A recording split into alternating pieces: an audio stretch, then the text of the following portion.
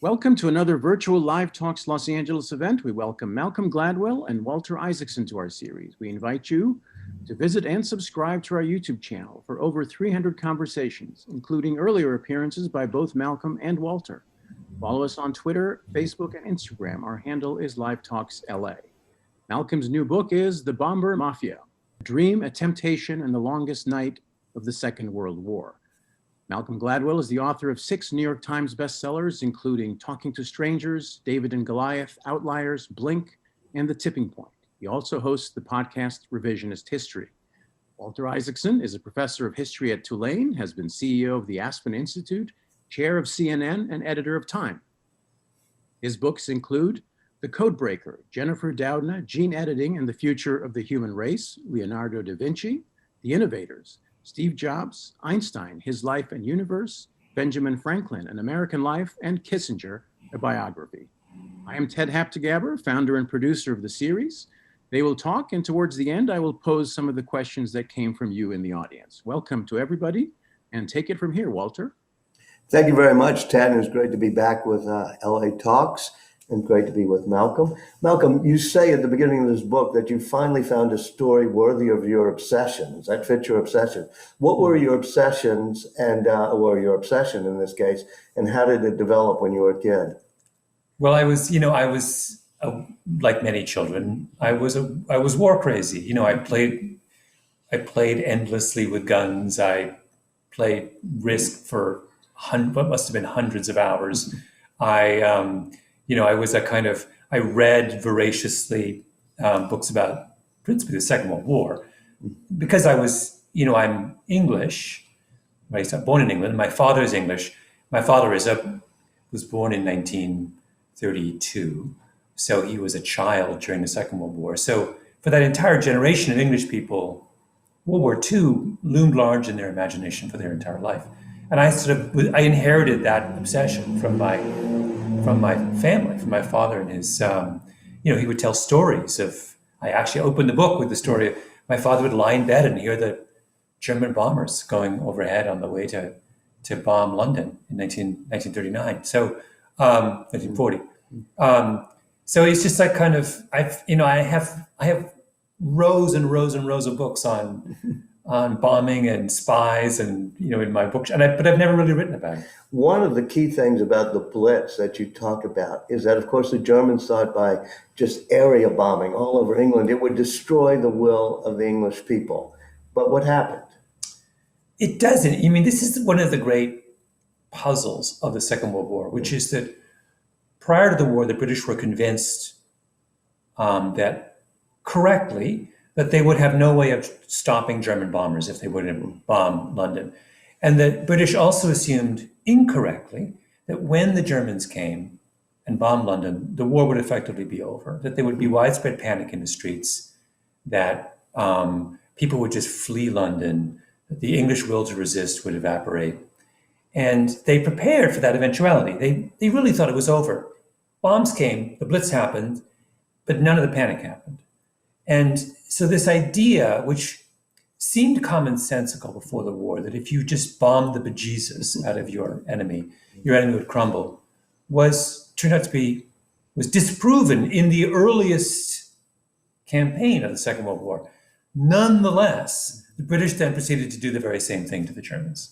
And the British were in favor of this area bombing, but there was a new school in the United States of people who said, okay, let's try it differently. Let's do targeted bombing. Explain, because that's at the core. Yeah. One of the interesting things is we're going to be rooting for this targeted bombing strategy because it's going to kill less civilians. But tell me how this debate between Haywood Hansel is the hero of the targeted bombing, Curtis LeMay and others of the area bombing. Tell us about that tension.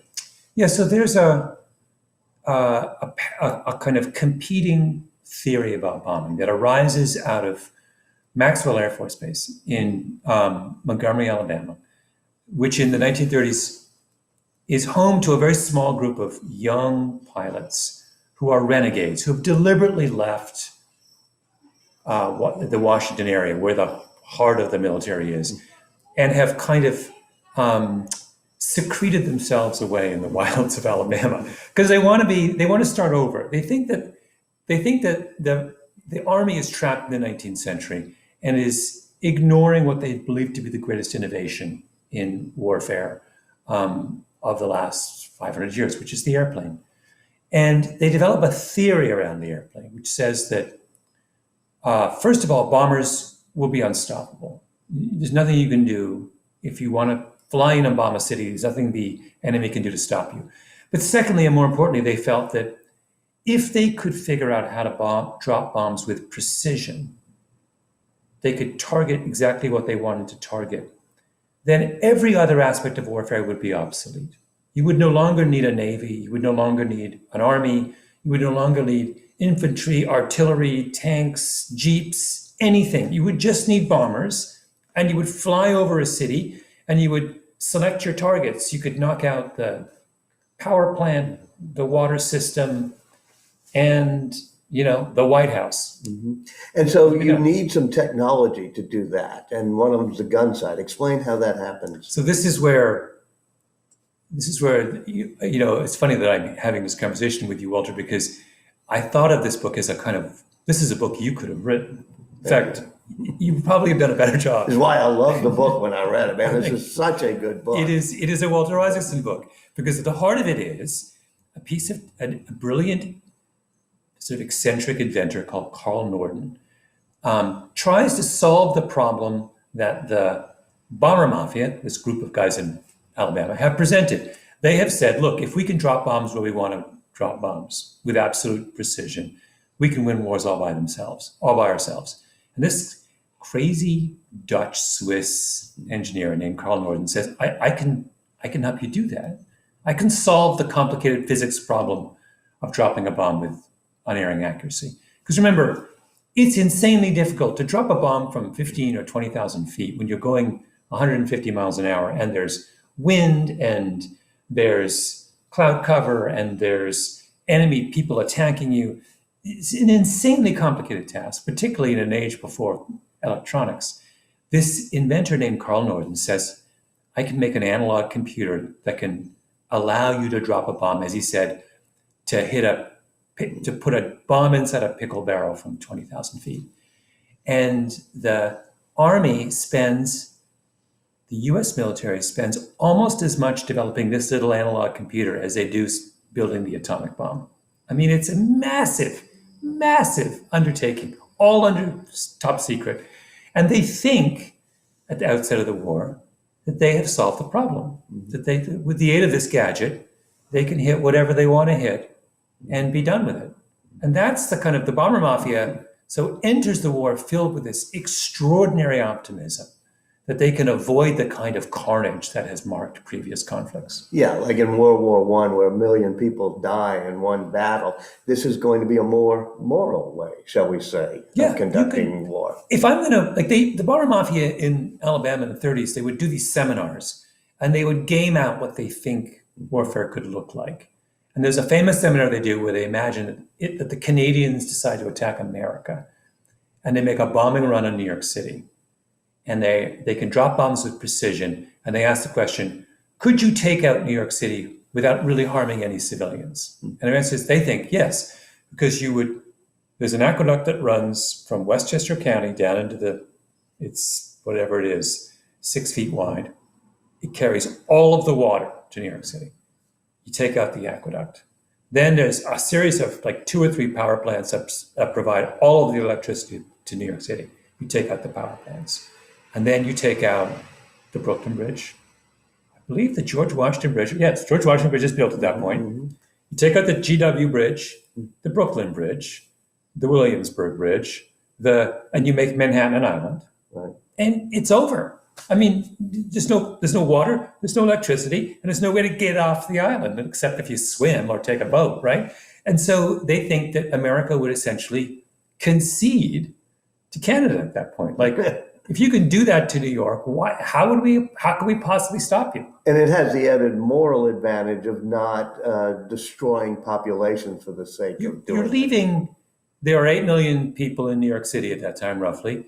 And the idea was maybe you would kill a couple of hundred to bring the city to its knees. Now, the prevailing tactical doctrine was that you would level the city. You would kill a couple million to bring the city to its knees. The Bomber Mafia said, no, just take out the bridges and the aqueducts. So at this point in the book, the reader, meaning me, is rooting for the Bomber Mafia. This is a more moral way to fight war.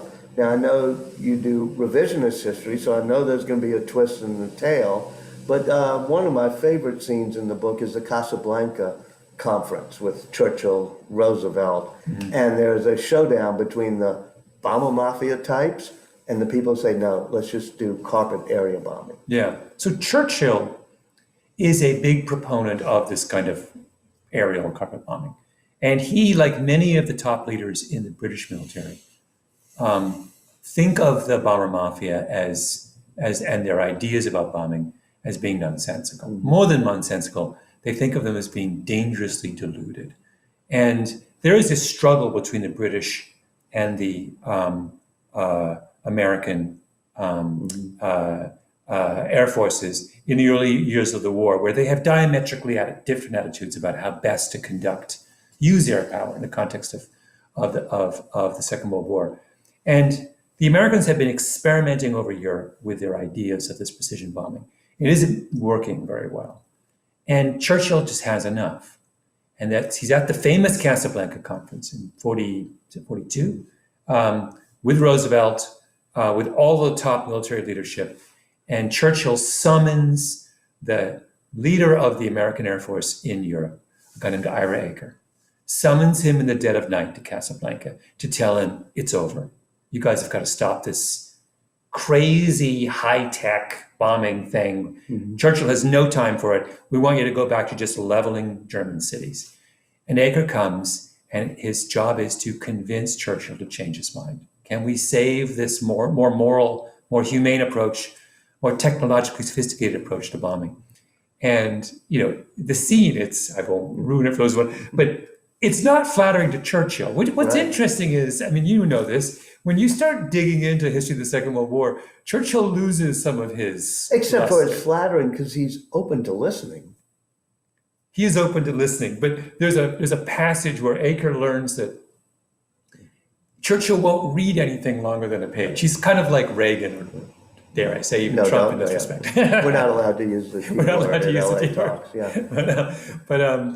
So he has to boil down his argument to the simplest possible. So what Aker does is he doesn't even argue the American approach on its merits. He just says, look, the British want to bomb at night because that's what you do when you're just leveling a city. You come in at night because you don't care you care if you can't see what you're hitting. Yeah, the gun sight doesn't work at night. Yeah, it doesn't. The Americans bomb at daylight because they're trying to see what they're going to hit. So he just says, look, why would you, right now what we're doing is we're bombing the Germans around the clock. British Air Force at night, American Air Force during the day. It's got to be exhausting to the Germans to fight us 24 hours a day. Why would we stop doing that? And Churchill's like, all right. And so they do another sort of real big test of it in Germany, in which I think Curtis LeMay is part of the diversionary force, but they're going to do, is it a ball bearing plant? Or? Yeah, the Bomber Mafia had these very almost esoteric ideas about how to cripple an enemy. And one of their ideas was that there are a handful of things that are specific objects that are so crucial to your enemy's ability to fight that if you remove that element, the enemy will crumble. And their idea was that ball bearings fit the bill because every mechanical object that has a moving part uses ball bearings, right? A bicycle can't exist without ball bearings. A car can't roll down the road without ball bearings, on and on and on. And ball bearing production in Germany was primarily done, almost overwhelmingly done, in a town called Schweinfurt, a little town in Bavaria. And the Bomber Mafia said, why are we bombing, Dresden? Yeah, they were doing the firebombing of Dresden, which All of was this the ultimate of the carpet bombing, Yeah. civilian deaths. They said, why would we do that? Why don't we just go to this little town of Schweinfurt, destroy all the ball bearing factories, and all of a sudden the Germans won't be able to make airplanes, tanks, jeeps, anything without ball bearings, everything comes to a halt. And so they said, let's just take out the Schweinfurt factories. And so there's a famous raid on Schweinfurt, which is intended as a kind of test of the Bomber Mafia orthodoxy. And they launched, with great fanfare, launched this attack on Schweinfurt. And they believe they have delivered the death blow to the German war machine in 1943. And it doesn't work out that way. Now, tell me about the guy who is really the leader of the Bomber Mafia philosophy in your book. It's a man named Haywood Hansel. And Haywood Hansel is a romantic. He is this kind of handsome, swashbuckling. He would on coming back from bombing missions, he would sing Broadway tunes to his men over the intercom on the airplane. His liked to write poetry. His favorite novel was Don Quixote. He carried a swagger stick because he was in love with the kind of glamour of the British Army officers. He's this kind of Southern gentleman. His father, a long line, his father, grandfather, great-grandfather, great-great-grandfather were all Army officers. There's a very particular American species of Southern military family, of which he is the embodiment. He can trace his lineage back to a general in the Confederate Army. That's who we're talking about. And he falls in love with the Bomber Mafia doctrine and becomes its leading proponent.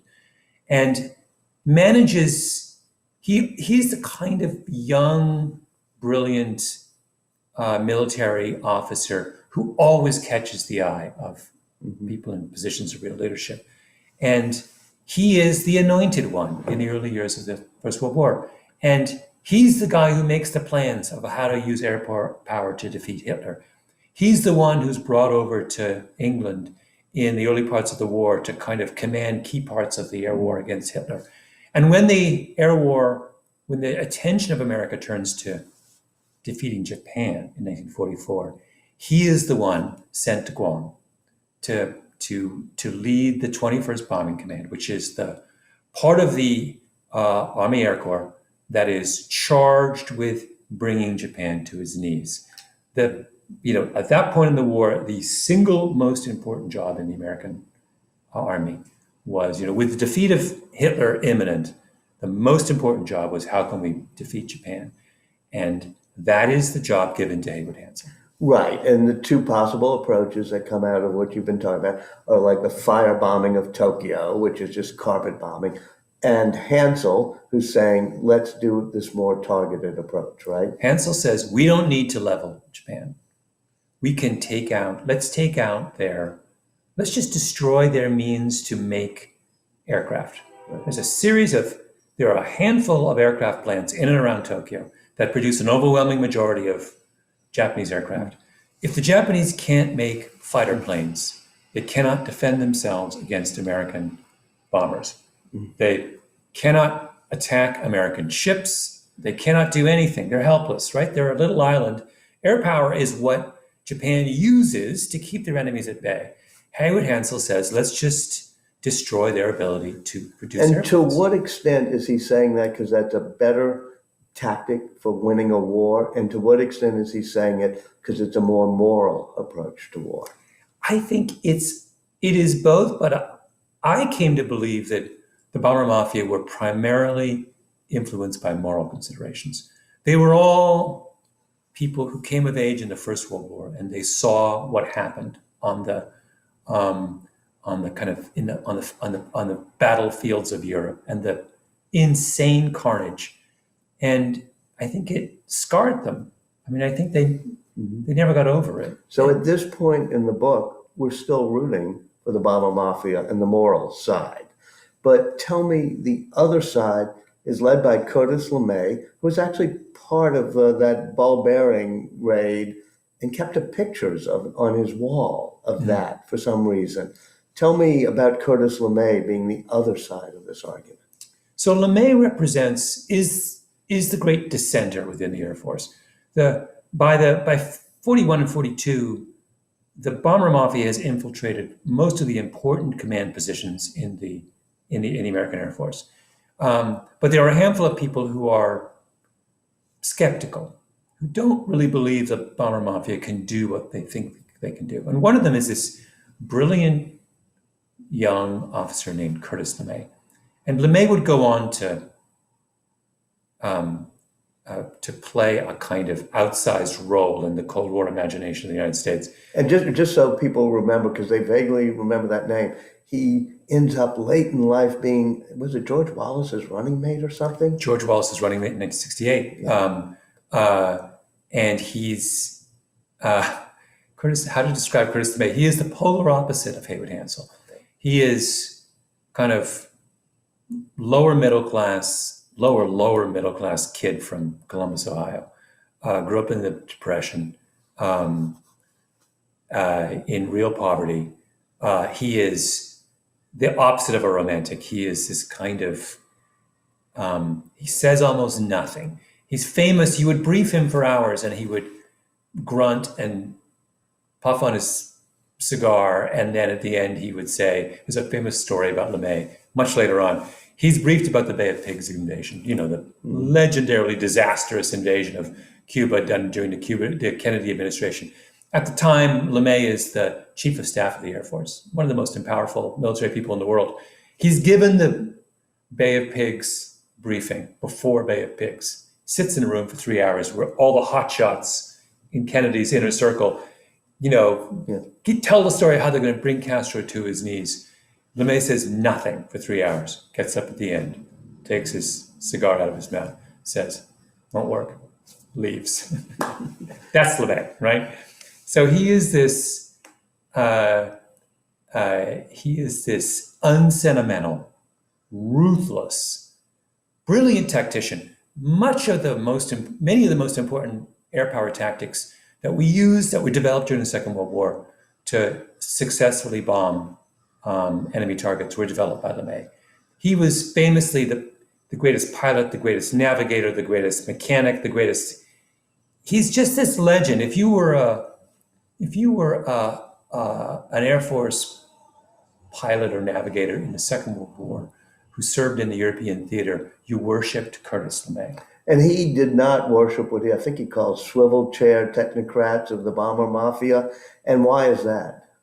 He thinks that Hansel and his little coterie are, first of all, LeMay has no time for intellectuals. He's not an idea man. He's a guy he's a doer, not a thinker. And he thinks of the Bomber Mafia as these eggheads who are divorced from reality, who have these fanciful notions and are obsessed with an esoteric piece of technology. None of this works for Curtis LeMay. His whole thing is about, well, show me how it works in the real world. And the Bomber Mafia, once they come to Europe, have real difficulty making their little device work over the skies of Europe for any number of reasons. Principally, that the Norden bomb sight, the device they use to drop bombs with unerring accuracy, requires that you be able to see the target. Mm-hmm. And if there's clouds in the sky, it doesn't work. Mm-hmm. Well, if you've ever been to Central Europe, you know there's a lot of clouds. So like the idea, if you go to LeMay and you say, well, this whole thing hinges on our ability to drop a bomb from 20,000 feet under perfect conditions. Yeah. And he knows, well, there's never perfect conditions. Also the bomb sight doesn't work very well if your enemy is attacking you with fighter planes. Doesn't work very well if you're being hit by flak and your plane is bouncing around. Doesn't work very well if the bombardier is terrified out of his mind and can't do all the complicated calculations necessary to figure out when to drop the bomb. LeMay sees all that, and LeMay is a supremely practical individual. And he just shrugs and says, pardon my language, this is bullshit. And he's in favor of carpet bombing because it's more practical, it'll more workable, it'll win the war. But he also seems, suddenly in the book, we begin to realize he's got some moral sense because he has pictures of the bombing raids of the ball bearing factories in Germany. I think it's 240 men who got killed, and he had to write the letters. So he's also not just thinking about how do you destroy the enemy. He's thinking in moral terms. He has an alternate moral. I mean, LeMay is fascinating because, LeMay, one of the characters in Doctor Strangelove is based on LeMay. Yeah. LeMay later in his life gets caricatured as a kind of heartless Cold War. And he does go off, as one Air Force historian I spoke to said, Curtis LeMay did not stick his landing, meaning he did not end his career with a great deal of grace. But he has an alternate theory about what a moral war looks like. And his theory is the most moral wars are the wars that end as quickly as possible. That if you can end a war in 1 year as opposed to 5 years, you have saved 4 years of casualties. And so he believes that the greatest mistake you can make if you are prosecuting a war is not to be as not to wage war as terribly and as ferociously and as brutally as possible, because the more ferocious and the more brutal you are, the sooner it's over. So in the Asia theater for Japan, Haywood Hansel, the Bomber Mafia, the one for the precision bombing, the one we think is the moral character, he's in charge first. What happens? Nothing happens. He launches a series of attacks on Japan and discovers something that in the air at 20,000 feet above Tokyo and the rest of Japan, there is something that no one really knew about called the jet stream, a wind blowing at 200 miles an hour, which makes it absolutely impossible to drop your bombs with precision. And he has no answer to this. No one knew, because the jet stream is at 20,000 feet. Yeah. No one was flying at 20,000 feet with any regularity back then. No one knew of this strange meteorological condition, which is a high-speed wind that blows over parts of the world at various times of the year. And so he runs into the jet stream over Japan, and his bombs are going everywhere except the target. And he launches attack after attack on Japan, trying to destroy these aircraft factories, and he doesn't hit anything. Mm-hmm. And back in Washington, the military brass looks at what he's doing and they say, you promised us you could bring Japan to its knees. Mm-hmm. And you've been over there and you have squandered all of these incredibly expensive airplanes, and all these men have lost their lives, and you have given us exactly nothing. Mm-hmm. And so they get rid of them. Now, the greatest scene in your book, even better than Casablanca, you begin the book, but it also culminates the narrative of the book with the change of command on Guam. Describe that for me. Yeah, so LeMay and Hansel, they're contemporaries. They know each other. They're rivals. They hate each other. I mean, they represent mm-hmm. two completely different models about how to be a military officer. One is the kind of intellectual gentleman officer, and one is this brutal, logical, unsentimental man from the poorest neighborhood in Columbus. And Hansel is the one who is anointed to bring Japan to his knees. He goes to Guam with its great fanfare. He launches his intellectual attacks on Japan. Nothing works. And he wakes up one morning and he has a visitor from Washington. Mm. And the visitor says, you're out. And not only you're out, we are replacing you with Curtis LeMay, with your great rival. And it is a moment of sort of epic humiliation for Hansel and the Bomber Mafia, because he realizes not only is his career over, but the dream of the Bomber Mafia is over. That this dream they had been nurturing since the 1930s in Alabama, that they thought this dream they had of waging war in a way that spared the lives of civilians, that they have kept alive through the darkest years of the Second World War, it's done. And in an afternoon, Hansel packs up his belongings and gets on a B-29 and flies back to essentially purgatory. He's really never seen. I mean, he's kind of this ghost-like figure who haunts the Air Force Academy for the rest of his career. But this was a man who was one of the most powerful men in the American military, who he's done. And very poignant scene too, with the change of command and the drumming outs and Curtis LeMay comes in, and the two of them stand together for a photograph. And I've seen, you can see the photograph. You can look it up online. It's a copy is in the book version, and they're two young men. That's the thing, Walter. We forget about these wars. How old were they? These guys are they're in their mid to late 30s. I mean, they're not there because everyone who was a pilot was young, right? It was a young man's. The Air Force was the young man's service because the technology was half a generation old.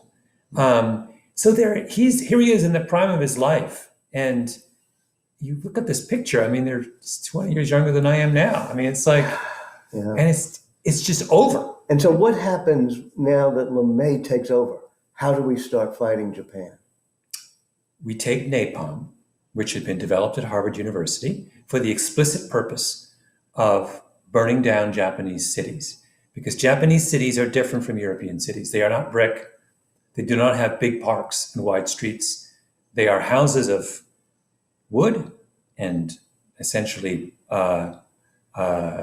paper, tar paper, that are closely together, and they are tinderboxes. And we realized this in the early part of the war, and so a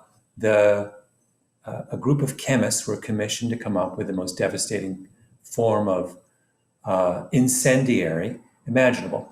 And so they went to work, a group of guys at Harvard went to work, and came up with napalm.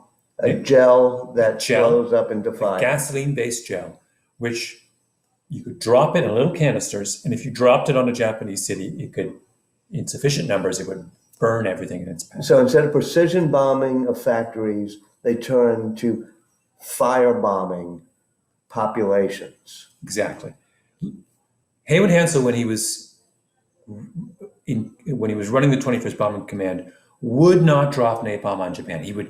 He was asked to, he was pressured to, he kept putting it off. He couldn't bring himself to do it. He would not be the man who would burn people alive. And Curtis LeMay firebombed using napalm Tokyo and a lot of other urban neighborhoods he hit. 60 in the spring and summer of 1945, Curtis LeMay napalmed 66 Japanese cities, destroying somewhere between 25% and 85% of each one of those. And it's an inferno that just kills everybody within seconds almost of it hitting.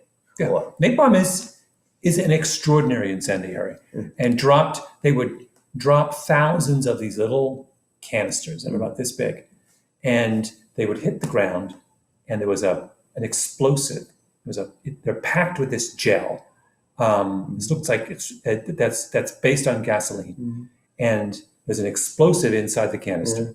The explosive goes off, the gel ignites, and then explodes in 1,000 directions. And at this point in the book, I'm back on the side that these are immoral people, and that the Bomber Mafia was in the right. And it sort of culminates in a way with the dropping of the atom bombs, this philosophy, right? The atom bomb is really no more than the ultimate expression of carpet bombing, very bombing, right? It's what LeMay was doing in the summer of 1945 to Japanese cities, essentially burning them to the ground, is no different in degree or kind than what we did to Hiroshima and Nagasaki in August of 45. Just that LeMay would drop thousands of napalm canisters, and we dropped one bomb on Hiroshima. But it's the same. What an atom bomb does is essentially burns everything in its path. And that's essentially what napalm does as well. Now, as we're thinking that this is horribly immoral to do it, I can probably look in that bookcase behind me and see a picture of my father, who left Tulane in 1944 to join the Navy, was put in the South Pacific. And had we not won the war that early because of the atom bomb and maybe the firebombing, my father would probably have had to land in Japan. So now I'm getting more morally confused. Help me out here. Yeah, you should be morally confused. I'm morally confused. There's no way to, I think, neatly resolve the argument over what we should have done to Japan in 45. So we tried, the most moral approach of all was Haywood Hansel's. Let's just take out their critical military industries. They won't be able to wage war. They'll surrender. Didn't work. Then we had LeMay comes in, and LeMay says, well, let's just burn down every one of their cities. And after a while, they'll give up. So we do that, culminating in the ultimate burning down, which was the atom bomb. And as a result, there are complicated arguments about how much the threat of a Soviet invasion of Japan colored the Japanese thinking. They do surrender at the end of, in the early fall of 45. The question is, had we not dropped the bomb and done the firebombing, what were our other options? And you just, what your father would have said, were he here, is he would have said, well, how many American soldiers would have been lost in a ground invasion of Japan? And how many Japanese would have died in a ground invasion? Or if we didn't do a ground invasion, supposing we had done a blockade of Japan and starved them out, how many Japanese would have died as a result of that? There were no good options. We were faced with a country, Japan, that didn't want to give up. Mm-hmm. And they didn't give up even after Curtis LeMay rained fire on their cities for 4 months in 1945. They didn't even give up. The bombs were dropped on Hiroshima. It's not like they surrendered the next day. They still didn't give up. So it's like, it's a complicated problem. I don't know what LeMay would tell you is that, and what many Japanese historians came to believe after the war was that the alternatives were all worse, that particularly a Soviet occupation of Japan. I mean, the Russians were just were poised over there. They took a couple of the islands already before. Yeah. They were ready to jump. So I mean, for Japan long term, they could have ended up like Korea, right? Split in two. No, I'm not sure that's a better option either. So I didn't want with this book, I didn't intend it to be a neat little moral parable. It's revisionist history. It's revision, but it's messy. I wanted people to kind of understand the dilemmas of people who actually fight war. Because the whole point of this is, it's super easy if you're just dreaming in Southern Alabama in 1935. But it's never easy when you're doing it. And what I liked, though, about the Bomber Mafia is that they made an effort to think through the moral implications. And I think of this book as a kind of parable about today, because I'm not convinced that the technologists of today make an effort to think through the moral implications of what they're doing. Wait, explain that to me. How much time do you think, does Mark Zuckerberg lose any sleep at night thinking about what Facebook has done to democracy? Maybe not. I mean, I don't get the sense that he's terribly discomforted by those kinds of things. I think he thinks of himself as someone who is the developer of a technological platform. He's a software developer and he's a social media pioneer. I don't think he thinks he also has to wear the hat of an ethicist or a moral philosopher. The Bomber Mafia thought that if you were going to be a military general, you also had to be a moral philosopher of sorts. They thought those two jobs were the same. I don't get the sense that the current technology leadership has that same feels that same obligation. They have the faith in the technology without the moral sense of it. The current equivalent of the Bomber Mafia philosophy has led to drones that are very precision drone strikes. I once went to Creech Air Force Base and watched as very young, 18-year-old, like video games are aiming drones at people in Iraq or other places. How does that play into this philosophy? So the dream the Bomber Mafia had, that you could drop a bomb with perfect precision, is realized. It's just that it's realized 50 years. We get We're a little better in Korea. Oh, not really. Mhm. A little better in Vietnam. Much better in Afghanistan and Iraq, and then even better in Kosovo.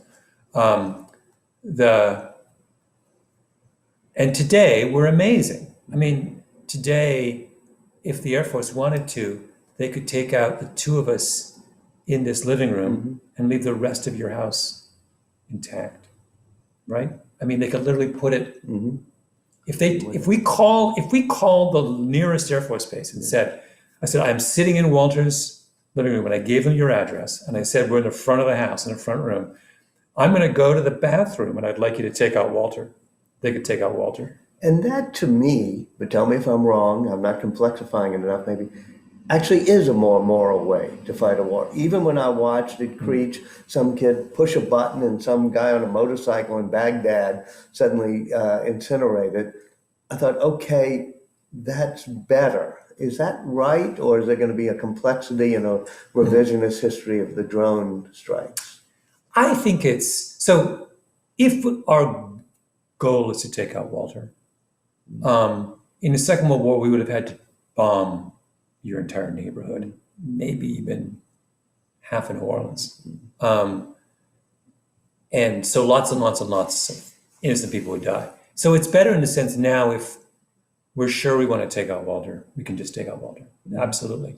The problem is, and if you talk to people in the Air Force leadership now, they are very, very frank about this problem. The problem is that this makes it really easy to wage war, right? No one's Moral losing. people like Obama can do it more easily. Exactly. Yeah. And I don't know. I suspect that it will take us many years to figure out whether we're ahead or behind. I kind of think we're still ahead. That even though it makes war easier, that danger is offset by the fact that we can now be far more discriminating in the targets of war. It is no longer necessary to destroy entire civilizations. I mean, that's what we're talking about. That's what we did. And, we leveled, we removed not just hundreds of thousands of people, but in cities, we took out hundreds of years of history. I mean, just in the course of prosecuting a single conflict, that is no longer necessary. And that strikes me as being a good thing. This book and some of your revisionist history podcasts are parables in a way, just like you once said, Michael Lewis, our mutual friend, writes parables disguised as narratives. And so it's a wonderful narrative, but it's a parable for more than just bombing. And to some extent, as you said, it's about technology and morality. But tell me about the parable nature of this. How does it have a larger implication? Yeah. The story is really about a group of people who fall in love with a piece of technology, with an idea inspired by the possibility of technological innovation, and who are obsessed by the idea that when a new technology emerges, it necessarily must change the way you behave, the way you do your job, the way you think about your obligations as a citizen. And that is that struck me as, we have always had to do this in the face of innovation, but what's going on with the Bomber Mafia in the 30s is they are, I believe, aware of the fact that there's going to be a lot of this, that the pace of technological innovation in the world is such at that point and is accelerating that they're doing something that everyone's going to have to do with increasing frequency in the future. And they're right about that. That, the way armies fought wars for centuries was essentially unchanged. Guns got a little better, but it was ships and it was armies marching across land masses carrying guns, right? And their food and supplies. And the Bomber Mafia realize that, wait a minute, all of that is about to be turned upside down because of a thing called the airplane. And they're anticipating something that virtually every profession goes through in the 30s and 40s and 50s, which is the age of incremental innovation is over. That we're now in this kind of exponential innovation. Disruptive. Too. Disruptive Changes the innovation. whole way of thinking. So they're right on the cusp of this thing that happens in the second half of the 20th century. And that's why they're so fascinating to me. Yeah. And finally, before we go to the audience questions, this reads like a wonderful narrative tale, which it is as a book. And more so than, I mean, it's a first time you've done an extended historical narrative storytelling. But it also sounds, as I read it off the page, like a podcast and like an audiobook. You've done all of those genres and in some ways combined it with this book. Since I'm behind the curve on these things, explain your thinking on the audio, podcast, and print nature of a book like this. So we've been doing, I did this with Talking to Strangers, which is, I did a kind of enhanced audiobook. So in the audiobook, you hear all of the, when I'm interviewing someone, you just hear the interview tape, and I use archival tape, and I use, so this book, The Bomber Mafia, began as an audiobook. There was so much incredible tape of all of these characters, Hansel, LeMay, and archival tape of memories of people, of servicemen from the Second World War, and that I realized this is actually this is an amazing listening experience. I can make the history come alive in an audiobook in a way that would be I felt quite extraordinary.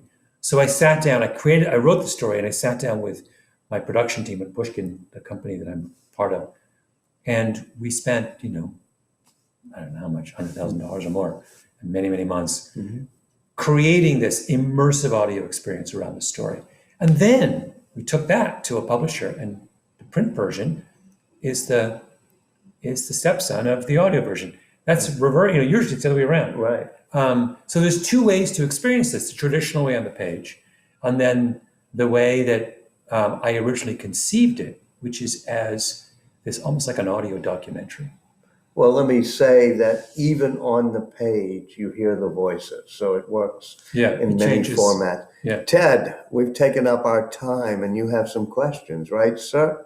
Yes, we do. And obviously, none of these questions come from people who've read or heard the book. So keep that in mind. First question, the lady says, this is a very different book for you, both in the format and its content. Are we to expect more departures from you, Malcolm?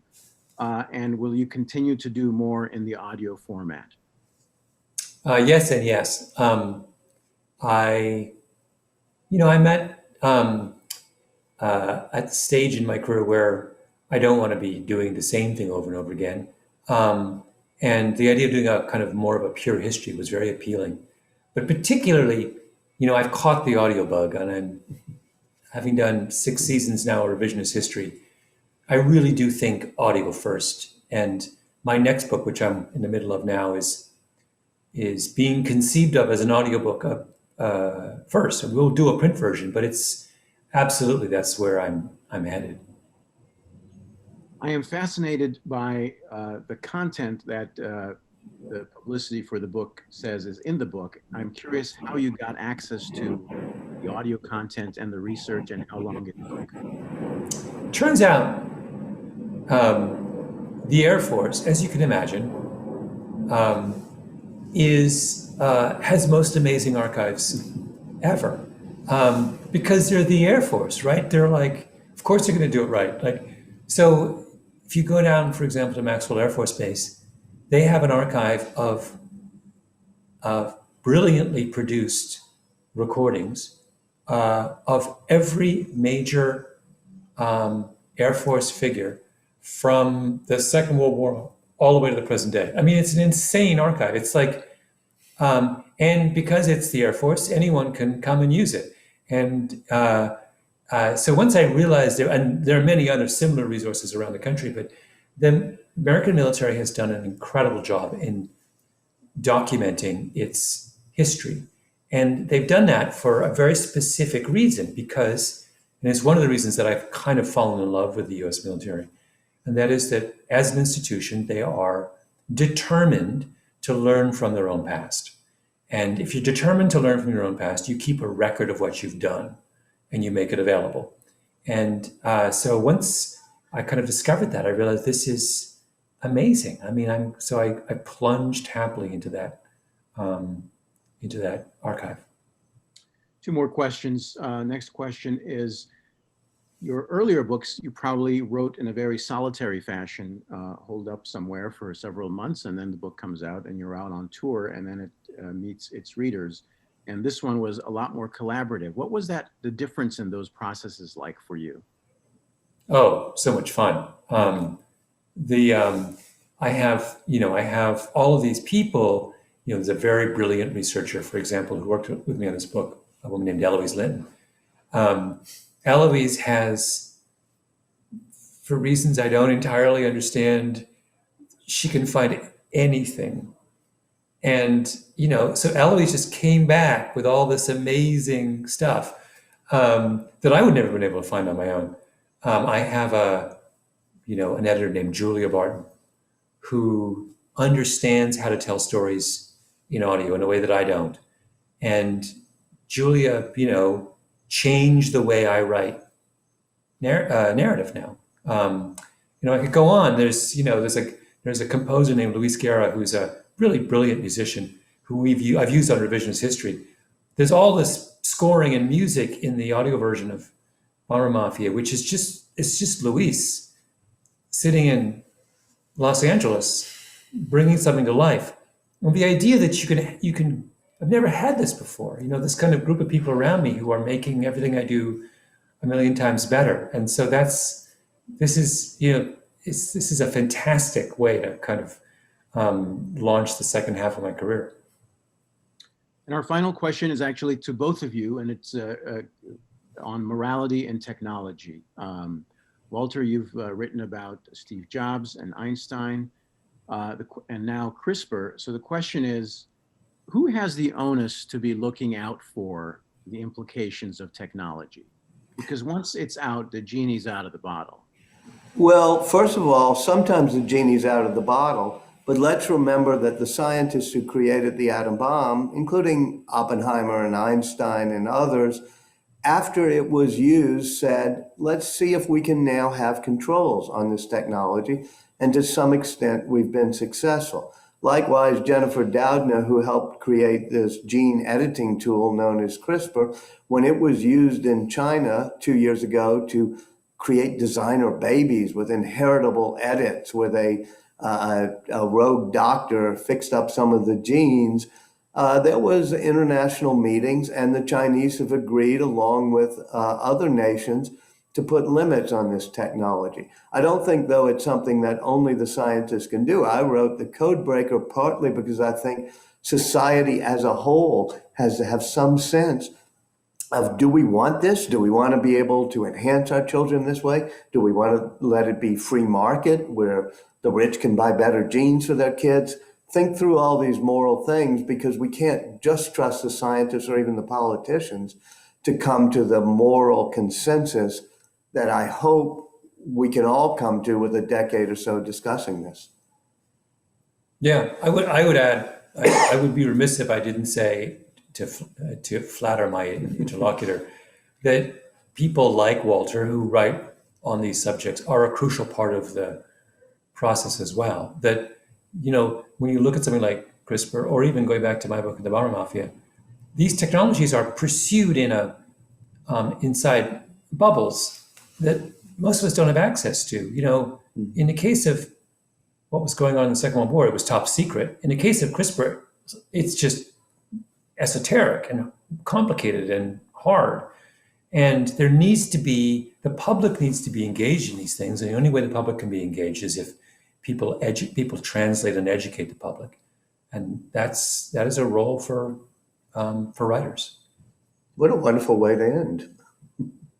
Yes, thank you, gentlemen. Thank you, Malcolm. Thank you, Walter. And thank you to all of you who tuned in. Again, Malcolm's book is The Bomber Mafia, A Dream, a Temptation, and the Longest Night of the Second World War. Good show. It's available wherever books are sold. Thanks, and go on gently.